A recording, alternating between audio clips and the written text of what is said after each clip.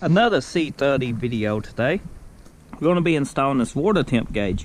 Now, I've been using this style gauges, you know, kind of more than I usually do. But just say it like that. I've been enjoying them because of just how easy they are to install. Now, this is a 2-inch gauge. This is the 8000 series. That's the part number. Now, I had to order this. I'm in a small town, and it was cheaper online than it was to get in a parts store to order one, because this is the electronic version of this gauge. They do make a mechanical one. I wanted to keep all my wiring, just because I went through a lot of trouble, and I didn't feel like installing a manual gauge. So let's go ahead and open it up. Now, I've got a video on installing one of these. That's an oil pressure gauge in this truck already. I'll link it in the description below. But this is what I like about this style gauge, is this just twists this. Just on twist to install. You ain't got the tabs, so it's so simple. I mean, so easy to do. Look at this. Whoops. Let's not try to break the light, should we? Shall we? Should we? You just tighten it up and it locks down. So you can have like a big bezel, a small bezel. It don't matter. Does not matter. So this is temp gauge. Comes with some adapters here. You know, for a sensor. For a manual gauge, I guess, or a temp sensor to install. We don't need that. It actually comes with a temp sensor too. Okay, so we could install this and put this on it, but we don't need to. We're tying into the factory 3-wire gauge here that we got from an LS1 Kamal. If you want to know what kind of sensor I'm using on this LS, description below is a link to that video. It explains every bit of that and the part number to that sensor. This changes the color. This just flips over your bulb. It's pretty straightforward. Instructions, I don't need them, but you might. I mean, we got plus, negative, signal. So this should be hot, this should be ground, this should be for the sensor. So that's just double check. I don't need instructions, I'm just double checking myself. Calm down. Let's see, here we go. 12 volt. Okay, the middle goes to the sensor. That's in Spanish. It's not making, kind of making sense to me, but not a lot. Okay, here we go. This goes to the ground. This goes to a 12 volt interrupter that will be on and off. This is Spanish too, isn't it? English. Okay. See, 12 volt switched is what this is. The plus, and then this is the ground, chassis ground, and then we got the sender wire. It's the middle with the S. So it's fine. That's what we're going to be doing. So it comes with connectors. Now we just have to figure out the wires. Once we open these connectors, we put them inside here. No worries whatsoever. These adapters, leave them inside too. We got a sensor though we might can use on something else. Okay, so I need to find a little bit of a black wire, and we will attach a ground. These should fit kind of snug. Oh, they do. That's good. Sometimes you get these and they're loose and they suck, but this feels really good. Okay. Okay, that's nice too. I will be soldering these instead of just clamping them. So, I go make us some wire on the inside.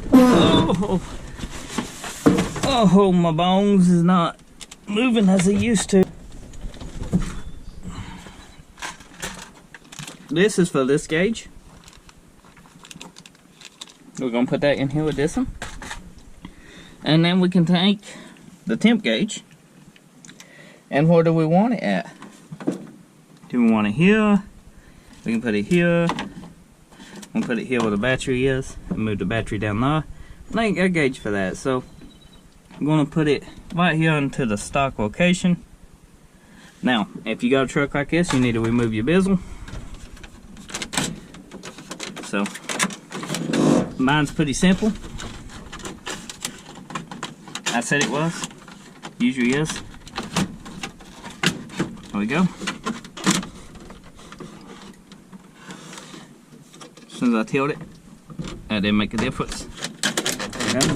Come on. There we go.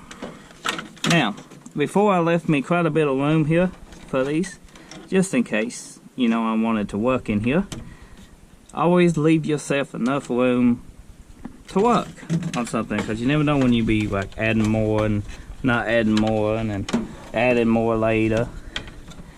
So I'm going to set this in between this door here, just because I can. And you can see the back side here of this sensor. I got a wasp in here with me. But the back side of the sensor here, I just melted this away with a soldering iron. And that's exactly what I'm going to do to this one. And then we should get about the same thing here. So, yeah. I need a soldering iron. Now, just to recap everything, this is the sensor. We got everything connected to it, and this is the adapters. You should have an adapter to use this on the side of the head of the LS. I think you would be covered, but we don't need to. Like I said, we got a 3-wire sensor installed, and that'll be the wire that I'm going to be trying to track down, and I should be able to tie into the wire itself for this temp gauge behind this for the plug-in. This is the temp gauge itself. You can see mine was broke. I just take and break these out. Just push them through. They kind of clip in. Get your pair of pliers, push back. They'll drop down out of the way. That's the way I did that one. So I'm going to prep everything and then we install it. So I got a mess, but I'm pretty sure it's this wire right here. Looks like 9, number 9, green, is what this should hook up to. So, we'll try it out. How's the gauges look? Looks like I got lights, just so you can see them. So, lights check. Let's start this. Climate trace has been setting. Make sure it's out of gear.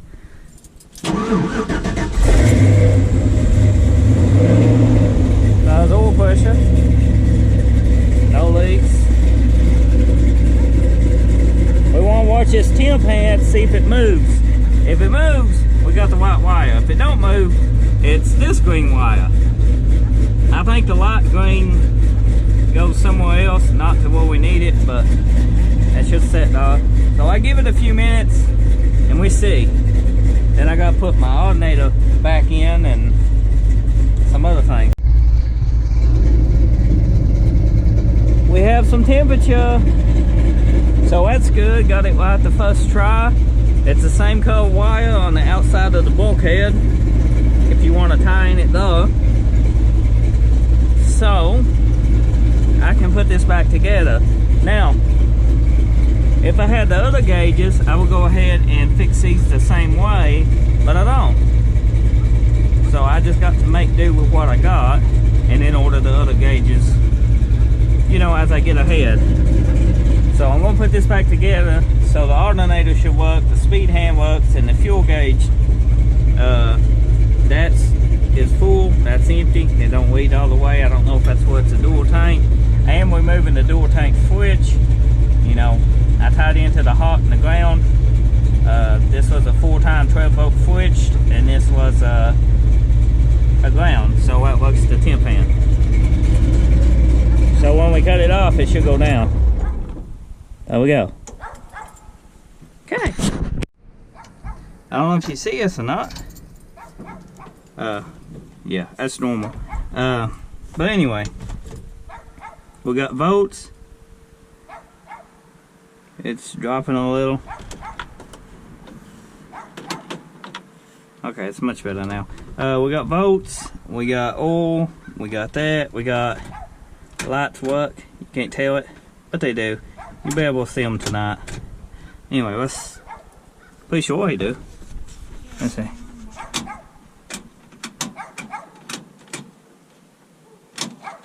Yeah, they work. Okay, let's start it up.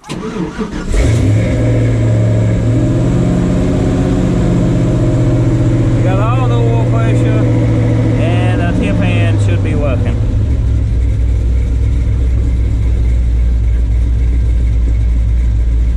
We got power steering again, yay! The gas hand is working. I am about out of gas.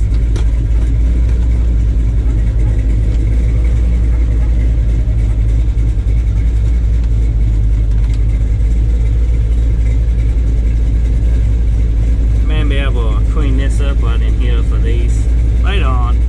Right now we'll get all the gauges built and we'll worry about all the little stuff later, because I can clean this up and tilt this in further. That's a good thing. It'll space this out a little bit. I think it's good enough.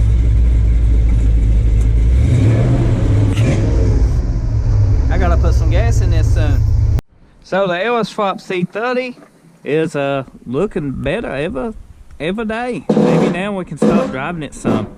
I do need to give it oil change. Probably gonna put some Motel 1540 in it.